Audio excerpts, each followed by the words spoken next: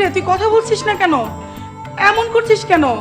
তুই কি বোবা হয়ে গেছিস নাকি? কি রে কথা বল।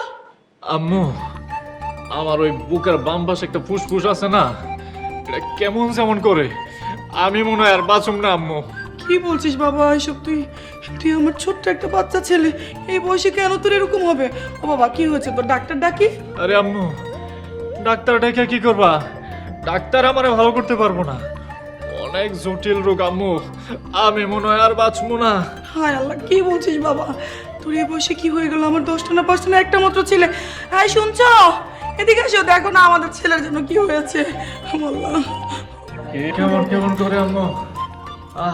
কি হয়েছে? এরকম চিল্লাচিল্লি করতেছো কেন?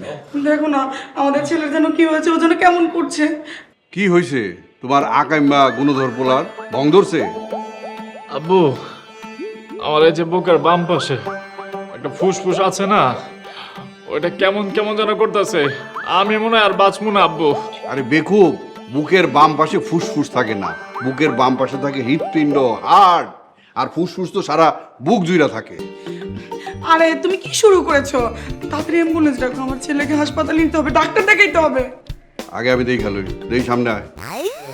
কিভাবে বাইর কর, বড় করে বাইর কর। আরে দেব, কিচ্ছু হয় নাই তোমার এই ভাদের মা বলা। কাম নাই কাজ নাই, সারাদিন এলাকার ভিতরে আমি গুড্ডামি মাস্তামি করে বেড়াই।